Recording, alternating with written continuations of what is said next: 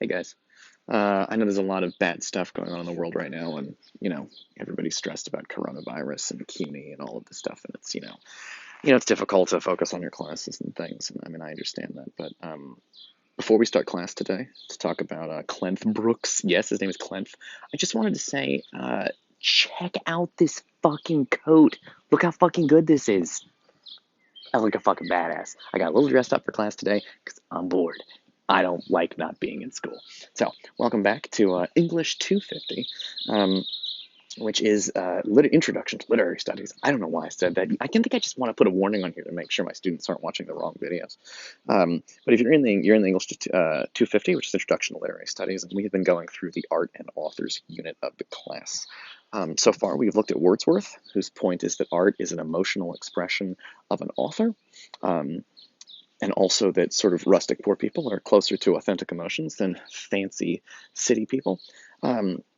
We also took a look at who do we do next? Harold Bloom.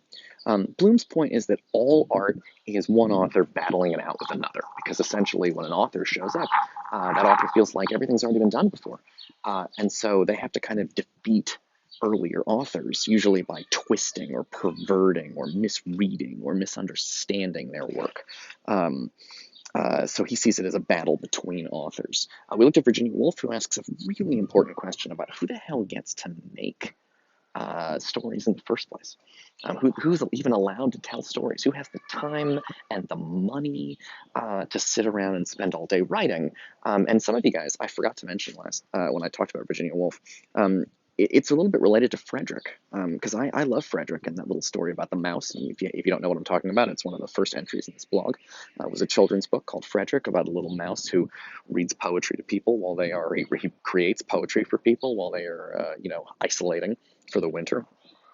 And a lot of you guys felt like, well, this is bullshit. Why does everybody else has to gather food and build shelter, and Frederick looks like he's doing? I thought it was cool because Frederick's doing something too. Poetry matters, and a lot of you guys were like, Frederick's a fucking mooch.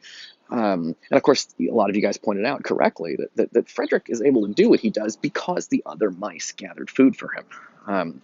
So there's a kind of there's a background to what Frederick is able to do. Without the food and shelter, Frederick would die.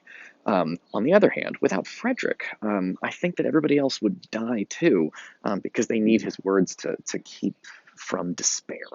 But anyway, that's Virginia Woolf who was talking about who gets to make stories, and you guys are pointing out, you guys were doing very good work with Virginia Woolf, even though you didn't know it because we hadn't gotten to her yet. But that Frederick essentially, there's a background for why he's able to do what he does. Today, we are going to continue our look at the art and authors section by looking at, guy's name is Clenth. I don't know what to say about that. His first name is literally Clenth. It looks like a typo, but somehow it's not. Never in my entire life have I met anyone named fucking Clenth. But his name is Clenth Brooks. And Clenth Brooks is one of these guys that, like Wordsworth, I'm going to tell you about him, and you're probably not going to be super impressed. But one of the reasons you're not going to be super impressed is because he invented something that has been active your entire lifetime, and it's such a big deal that you don't realize that somebody thought of it. So Clenth Brooks, he's not the best writer in the world, but he's got some interesting ideas. So let's take a look at Clenth Brooks. Now, Clenth Brooks wrote usually a lot of the things I give you guys are from full-size books. So obviously, if you're interested in any of these authors, you could go get the larger essays and books of which I've taken a couple of pages out of.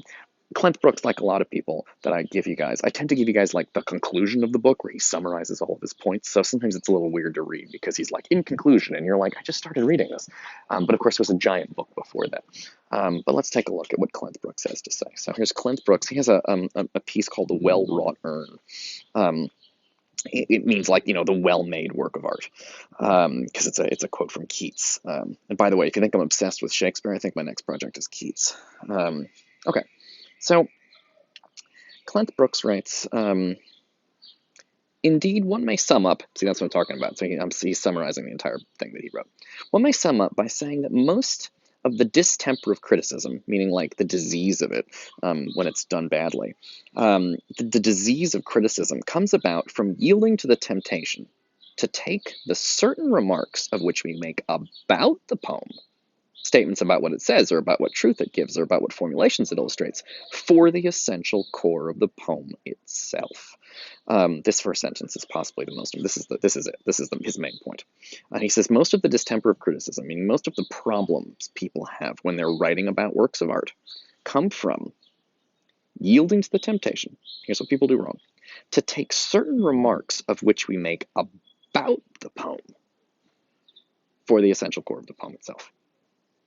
What kind of remarks? Well, remarks about what it says, or what truth it gives us, or about what formulations it illustrates. So he says the real problem with discussing art, the disease of kind of art criticism, comes about because people yield to a temptation. What temptation do they yield to?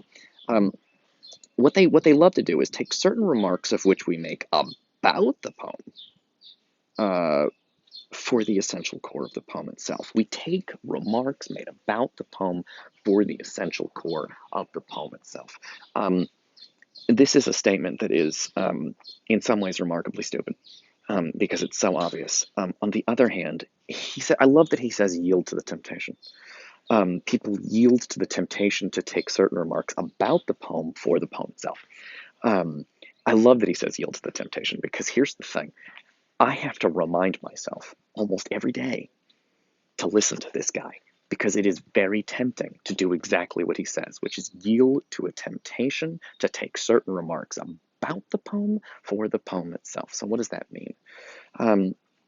Clent Brooks's main point is that people have a tendency, they read a poem, they sort of figure out what it's about, and then everything they say after that isn't actually about the poem anymore. What they're talking about is that, how do I put this? So there's the poem, here's the poem, okay? And then what people do is they read the poem and they sort of, when it goes into their brain, they translate it into like, well, here's the main idea, here's the point, here's what the author was trying to say, one of my favorite student quotes. Here's what the author was trying to say, here's what it means, here's what it's about, here's what the themes are, here's what the ideas are. These are, when you do this, this is about the poem. Let me tell you about the poem. And you write a little essay that's about the poem. So what people have a tendency to do is they read the poem, and then they figure out what it's about, what it's saying, what its point is, put that in their brain. And then everything they write after that, they're no longer writing about the poem. They're writing about the ideas the poem contains, but they've actually thrown the poem away. Because if you're not talking about the words, the actual specifics, meaning the words on the page. Clent Brooks says, and I gotta tell you, I agree with him. Clent Brooks says, if you are writing a whole essay about the ideas in the poem, if you are writing, or the work of art, if you're writing a whole essay about the ideas in the poem, if you're writing an entire essay about the themes in the poem, if you're writing an entire essay about the philosophy of the poem, if you're doing that, he says, and I agree with him, you're not really looking at the poem. You're a philosopher who's talking about ideas, but we're supposed to be a writing and literature major who cared about words and how art works. And what you've done is you've treated what he's really worried about people doing, and people do it all the fucking time. My students do it all the time, and I really think it is fucking deadly. Which is that they tend to tell me, they tend to write like, they tend to treat the work of art as a vehicle that is delivering certain ideas or the story, and then they write about that.